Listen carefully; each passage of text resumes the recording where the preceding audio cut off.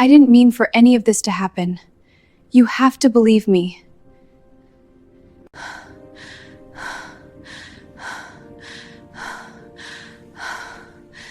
Abandoned before the vows. 24 hours before she was supposed to walk down the aisle, she stood alone in her apartment, staring at a wedding dress that suddenly felt like a stranger. The ivory fabric hung lifelessly from the closet door, its delicate lace catching the dim light from the window as if mocking her. The room smelled faintly of roses from bouquets that would never be carried, candles that would never be lit, promises that would never be spoken. Her reflection in the mirror barely looked human anymore. Eyes swollen from crying, mascara smeared down her cheeks like dark confessions she could not erase. This was not how a bride was supposed to look the night before her wedding. This was how someone looked when their entire future had been ripped away without warning. Just a day earlier, she had believed her life was finally falling into place. She had believed that love, patience, and loyalty meant something. She had believed that doing things the right way would be rewarded. Instead, she had been discarded like an inconvenience, like a burden someone no longer had the patience to carry. He had asked her to meet him at the cafe where they first said, "I love you." That alone should have warned her. Still, she convinced herself he was just nervous, overwhelmed by the weight of commitment. She had rehearsed comforting words the entire drive, reminding herself that love sometimes needed reassurance. She was ready to be kind, ready to be understanding, ready to be his future wife. But the moment she sat across from him, she felt it. The warmth that once lived in his eyes was gone. His gaze was distant, cold, almost annoyed, as if her presence itself irritated him. He didn't reach for her hand. He didn't smile. He didn't hesitate. "I can't marry you," he said flatly, stirring his coffee as if he were discussing the weather. The words didn't register at first. Her mind struggled to translate them into reality. She laughed softly, nervously, waiting for the joke. But there was no punchline. Only silence. Only the sharp sound of her heart breaking. He told her he had met someone else. Someone exciting. Someone spontaneous. Someone who knew how to live without rules. He said she was too proper, too traditional, too boring. He said she made life feel heavy, controlled, predictable. The other woman made him feel alive. She asked him how he could do this the day before their wedding. He shrugged as if timing were irrelevant. He said it would be worse to marry her while wanting someone else, as though his honesty erased the cruelty of his actions. As though abandoning her at the altar somehow made him noble. She drove home in a haze that night, tears blurring the road, her chest aching so badly she thought she might collapse at the steering wheel. Every mile felt like another piece of her dignity being left behind. She spent hours calling guests, canceling vendors, explaining to her devastated parents that there would be no wedding. Every conversation reopened the wound. Every explanation felt like another public admission that she wasn't enough. 5 days later, she forced herself back to work, because staying home meant drowning.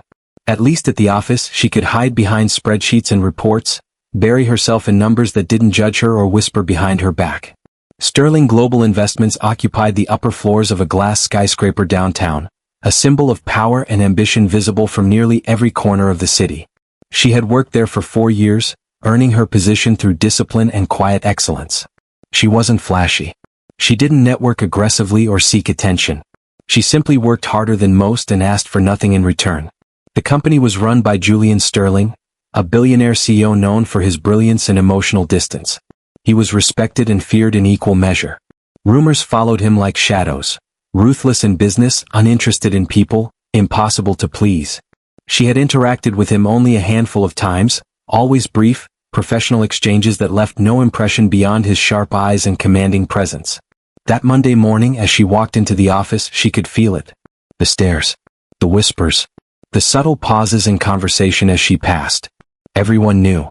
News traveled fast in places like this, where success was celebrated and failure was quietly dissected for entertainment. She kept her head down and went straight to her desk, pretending she didn't notice the judgment. Pretending her heart wasn't still shattered. By lunchtime, her best friend at work, Rachel, couldn't stand it anymore.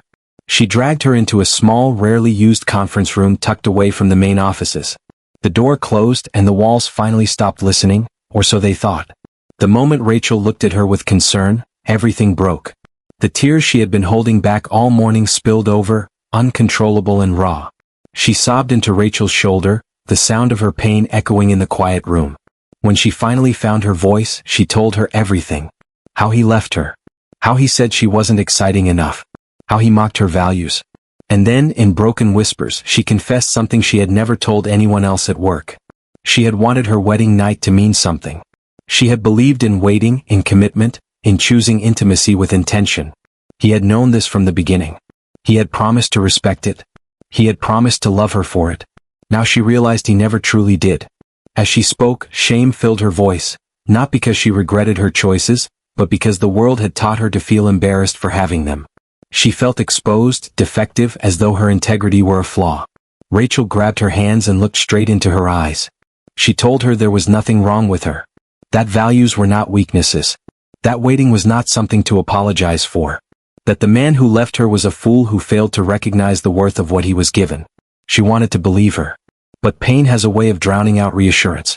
What neither of them knew was that someone sat in the office next door, separated only by a thin wall and a door left slightly ajar. Julian Sterling stood frozen, contracts forgotten in his hands. He hadn't intended to listen. He had only recognized her name and paused. But once he heard her voice, shaking, honest, unfiltered, he couldn't walk away. He heard the abandonment, the cruelty, the confession, and something inside him shifted. In his world, people were motivated by money, power, and appearances. He had learned the hard way to trust no one. Years ago, betrayal had taught him that love was a transaction and loyalty was an illusion. Since then, he had built walls so high that no one ever got close enough to hurt him again. But the woman behind that wall wasn't asking for sympathy. She wasn't seeking attention. She was simply hurting, quietly, with dignity, and she worked for him. He realized then that she had never once tried to leverage her position, never sought his favor, never used charm or manipulation to get ahead. She had simply done her job with excellence and humility. And now, she was being punished for having integrity in a world that mocked it. Julian moved away from the door, his chest tight, his thoughts racing. For the first time in years, admiration, not strategy, not calculation, filled his mind. Over the following days, he couldn't stop noticing her. The way she arrived early and stayed late. The way she treated everyone with respect, from interns to janitors. The sadness behind her eyes. The strength it took to carry herself with grace while the office dissected her pain. Then one morning he did something he had never done before. He stopped her in the hallway. He praised her work. Directly. Sincerely. She looked stunned, as though she couldn't believe what she was hearing. And when he walked away, leaving her confused and speechless, he knew this was only the beginning. Because what started as admiration was quickly becoming something far more dangerous. Respect. And Julian Sterling was about to cross a line he had sworn he never would. When respect replaces pity. In the days following that quiet hallway encounter, Isabella felt something shift in the air around her. It was subtle, almost imperceptible, but unmistakable once she noticed it. The whispers didn't stop entirely, but they softened. The sideways glances faded. Conversations that once fell silent when she approached now continued without pause. It was as if an invisible shield had been placed around her, one she hadn't asked for and didn't understand. Julian Sterling had always been a presence people felt rather than saw. When he entered a room, posture changed, voices lowered, and attention sharpened. Authority clung to him effortlessly. And now, inexplicably, that authority seemed to be watching out for her. Isabella tried not to read too much into it. She told herself she was imagining things, projecting meaning where there was none. After everything she had been through, she didn't trust her instincts anymore. But the evidence kept piling up. During a senior staff meeting later that week, one of the directors questioned her projections in a tone that edged dangerously close to condescension. It wasn't overt, but it carried the familiar implication that she was being overly cautious, too conservative, too safe, words that still echoed painfully from her past. Before Isabella could respond, Julian spoke. His voice was calm, even, but the room stilled instantly. He asked the director to clarify his objection. Then, methodically, he walked through Isabella's analysis point by point, explaining why her approach wasn't just cautious but intelligent. Why her risk assessment protected the company from volatility others had overlooked. By the time he finished, there was nothing left to question. He didn't look at Isabella as he spoke. He didn't need to. His defense was public, deliberate, and unmistakable.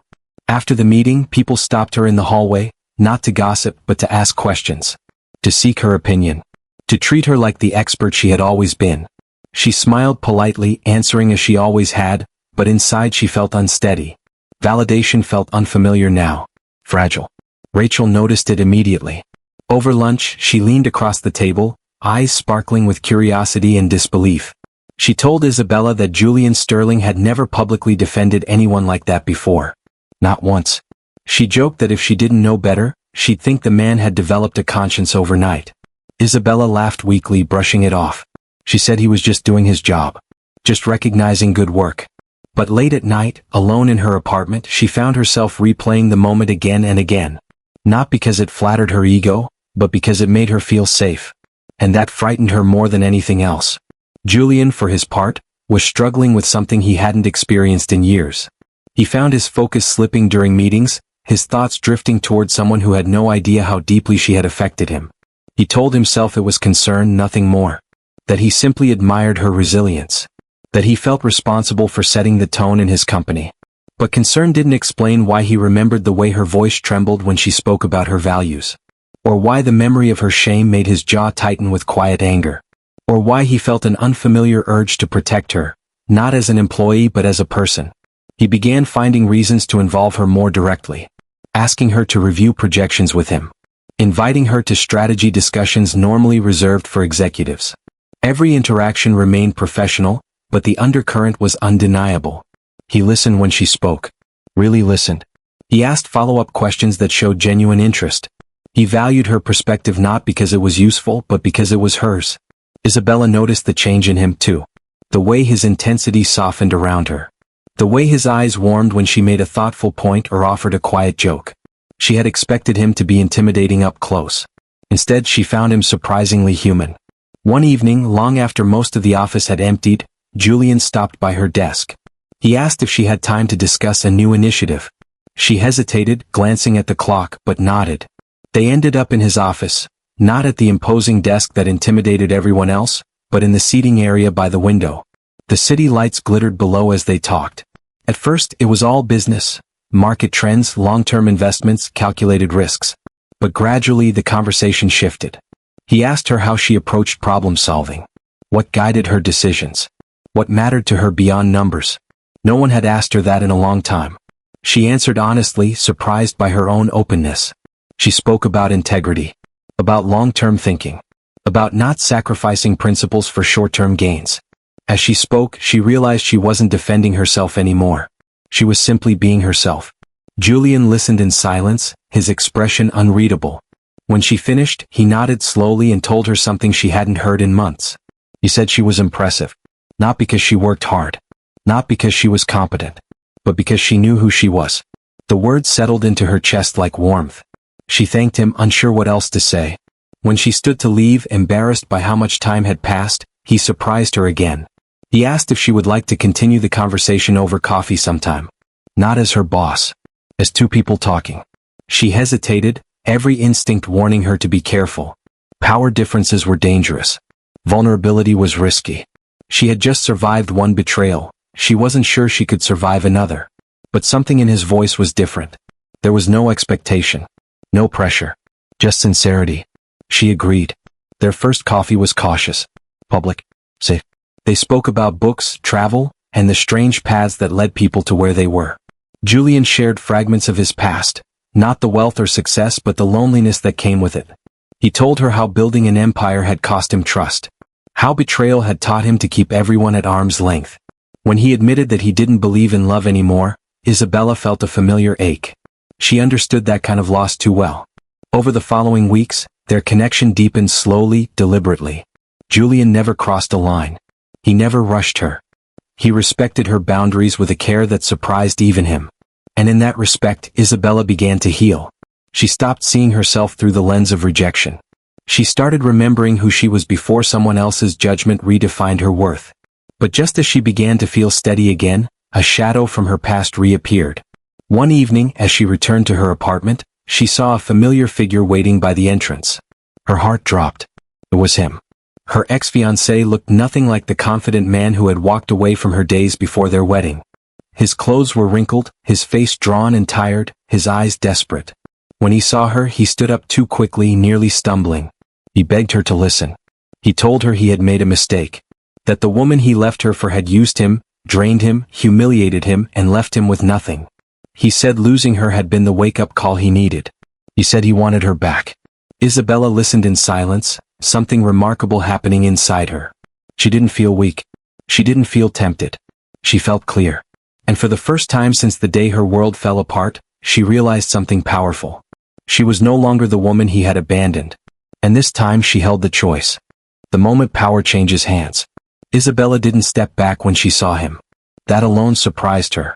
The man standing in front of her looked familiar, but the authority he once held over her emotions was gone. His voice trembled as he spoke, his words tumbling over each other in desperation, rehearsed apologies mixed with panic. He spoke about regret and love, about how he had finally understood what he lost. He spoke as if pain alone entitled him to forgiveness. She listened without interrupting, her arms crossed not in defense but in clarity. When he finished, he reached for her hand. She stepped away calmly, her voice steady in a way she didn't recognize as her own. She told him that what he lost wasn't a relationship, it was access to her. That love wasn't something you discarded and reclaimed when it became convenient. She told him she had believed him once, trusted him once, and that was a gift he had already wasted. He accused her of changing. She didn't deny it. She told him she had finally remembered who she was. He left angry, wounded, humiliated in a way that mirrored the pain he once caused. As she watched him walk away, Isabella felt no triumph, only closure. The next morning at work, she was lighter. Not happy, not yet, but free. She poured herself into her work, unaware that the confrontation hadn't gone unnoticed. Julian could sense something different in her before she said a word. She moved with confidence, spoke with conviction, and no longer shrank when challenged. During a midweek strategy review, she countered an executive's assumption with calm authority, presenting data that dismantled his argument without a hint of arrogance. Julian watched silently, a mixture of pride and admiration stirring in his chest. After the meeting, he asked her to stay behind. This time he didn't pretend it was only about work. He told her he could see the strength returning to her. He told her she was different, not hardened but clearer. When she hesitated, unsure how much to reveal, he surprised her again. He confessed that he had overheard her that day in the conference room weeks ago. Her breath caught. He apologized immediately, explaining he hadn't intended to listen, that he understood if she felt uncomfortable or betrayed. But she didn't feel violated. She felt understood. He told her that hearing her speak about her values had changed him, that it reminded him of everything he had shut himself off from. He told her that he respected her more than he had respected anyone in years. She told him about the confrontation the night before, about the man who left her and came crawling back when the world stopped rewarding him. Julian listened, his expression unreadable, but his silence spoke volumes. He asked her what she wanted. The question startled her. She realized that for the first time in a long time, she wasn't answering to anyone else's expectations. She said she wanted peace. She wanted to keep her integrity. She wanted to move forward without bitterness. Julian nodded. Then he did something unexpected. He offered her a leadership role on a high-profile project, one that would put her directly in front of the board. It wasn't charity. It was earned. He made that clear. She accepted, nervous but resolute. What she didn't know was that her ex-fiancé had not truly walked away. Rejection had ignited something dark in him. Humiliation gnawed at his pride. Watching her stand confident and composed had shattered the illusion that he still had control.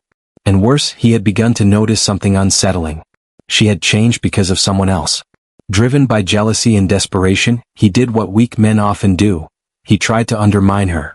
He began spreading rumors at work, twisting the truth, implying that her sudden rise had nothing to do with talent and everything to do with favoritism. He whispered about her relationship with the CEO, suggesting impropriety without evidence. But this time the environment had shifted. The rumors didn't grow, they backfired. Colleagues who respected Isabella shut them down. Managers reported them. And when Julian heard, he didn't react with anger. He reacted with precision. He ordered an internal review. What the review uncovered wasn't about Isabella at all. It was about him. It revealed misrepresented credentials, poor performance at his new firm, and a pattern of unethical behavior that followed him long before he ever left Isabella. His professional downfall wasn't sudden. It had been building quietly, waiting for exposure. The day Julian summoned him to the office, he arrived expecting confrontation. He left with something else entirely. Consequences. Meanwhile, Isabella stood before the board, presenting her project with confidence and clarity. She answered questions without hesitation, defended her strategy with data and conviction, and earned unanimous approval. When she finished, the room applauded, not out of politeness but respect. Julian watched from the head of the table, knowing the turning point had arrived. And Isabella, once abandoned and ashamed, was now standing exactly where she belonged. When truth speaks louder than power. The first sign that something irreversible was about to happen came in the form of an email. It arrived just after noon, marked urgent, requesting the presence of several department heads, legal counsel, and one former employee whose name Isabella hadn't thought about since the night he stood outside her apartment begging for forgiveness. She wasn't included in the meeting invite, which immediately told her one thing: it wasn't about her performance. Whatever was happening, it was bigger than office gossip and far more deliberate. Julian Sterling read the confirmation replies with calm precision. He had waited his entire life for moments like this, not for revenge but for accountability. The investigation had been thorough, meticulous, and impossible to dispute. Every rumor, every accusation, every whisper had been traced back to its source. And now the truth was ready to speak for itself. The man who once humiliated Isabella walked into the conference room with forced confidence, unaware that the ground beneath him had already collapsed. He assumed this was about damage control, about negotiating his way out of trouble the way he always had. What he didn't realize was that this room no longer belonged to people who believed his version of events. Julian didn't raise his voice. He didn't accuse. He simply laid out the facts. He presented documented evidence of falsified reports, misrepresented experience, and unethical conduct that spanned years and companies. He demonstrated how the recent rumors were not only false, but malicious, an intentional attempt to undermine a colleague's credibility out of personal resentment. The room was silent. When the man finally spoke, his defense collapsed under its own weight. There were no convincing explanations. No charm. No distraction. The narrative he had used to manipulate people his entire life no longer worked. By the end of the meeting, his professional reputation was dismantled with the same cold efficiency he once used to discard others. Legal consequences followed swiftly. The company terminated all remaining affiliations. His name would not be spoken with admiration again. Meanwhile, Isabella sat at her desk, unaware that justice was unfolding in rooms she had never been allowed into before. She worked quietly, reviewing numbers, refining strategies, focused on building something real. When Julian finally called her into his office that afternoon, she assumed it was about the project. Instead, he told her the truth. He explained everything calmly, carefully, without drama. He told her what had been said about her. He told her how it had been addressed. And then he told her something that made her chest tighten with emotion. He told her he had believed her before the evidence ever existed. Not because he cared about her personally, but because integrity was visible long before it was documented. Isabella felt something shift inside her. It wasn't anger. It wasn't satisfaction. It was validation. For the first time since the day she was abandoned, the story being told about her was finally the truth. The aftermath rippled quickly through the company. Conversations changed. So did the tone. The woman who had once been whispered about was now openly respected.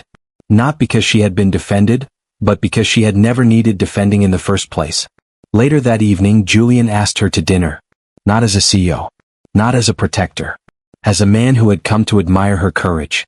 They sat across from each other in a quiet restaurant, the city humming softly outside. He told her something he had never admitted aloud, that watching her endure humiliation with grace had forced him to confront his own fear of vulnerability. That he had hidden behind power because it was easier than risking real connection. She told him that losing everything she thought she wanted had taught her something equally painful and freeing, that self-worth couldn't be borrowed from someone else's approval. They spoke without masks, without titles. When he asked her what she wanted next, she didn't hesitate. She said she wanted a future built on respect, not rescue. On partnership, not power. Julian smiled, not the controlled, distant expression people feared, but a genuine, unguarded smile few had ever seen. Outside, the world kept moving, unaware that two people who had been shaped by betrayal were quietly choosing something different. But one final chapter remained.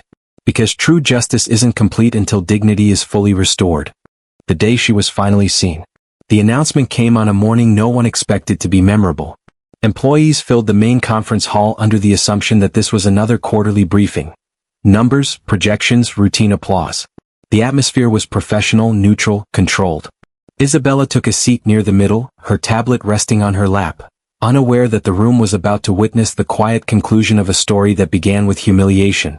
Julian Sterling stepped onto the stage without fanfare. He didn't use the large screen behind him. He didn't rush his words. When he spoke, the room listened, not because of fear but respect. He spoke first about integrity. He spoke about how companies rise and fall not because of profit margins, but because of character. He spoke about how easy it is to reward confidence and overlook quiet excellence.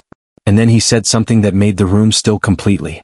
He said the company had failed someone once. Not through malice but through silence. Isabella felt her breath catch as her name echoed through the room. Julian invited her to the stage. She hesitated, unsure if she had heard correctly. When she stood, the applause began, not polite, not obligatory but sincere. She walked forward slowly, her heartbeat loud in her ears, memories flashing through her mind. The abandoned wedding dress, the whispers, the shame, the night she questioned her own worth. Julian didn't introduce her by her pain. He introduced her by her strength. He spoke about her work ethic, her leadership, her integrity under pressure. He spoke about how she had been underestimated, not because she lacked talent, but because she refused to compromise her values. He made it clear that her success was not granted, not protected, not gifted. It was earned. Then he announced her promotion. Not quietly. Not privately. Publicly. The room rose to its feet. Isabella stood frozen for a moment, overwhelmed not by pride, but by something deeper. Vindication. Not the kind that humiliates others, but the kind that heals. After the meeting, messages flooded her phone. Colleagues congratulated her. Former doubters apologized. People who once avoided her now sought her opinion. But none of it changed her posture, her tone, or her kindness. She had learned something essential. Respect given without humility is empty. Power without compassion is hollow.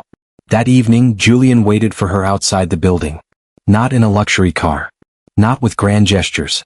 Just standing there, hands in his pockets, smiling softly. He asked her to dinner, not as a CEO celebrating a colleague, but as a man asking a woman he admired if she was ready for something real. She didn't answer immediately. She told him she needed one thing first: honesty.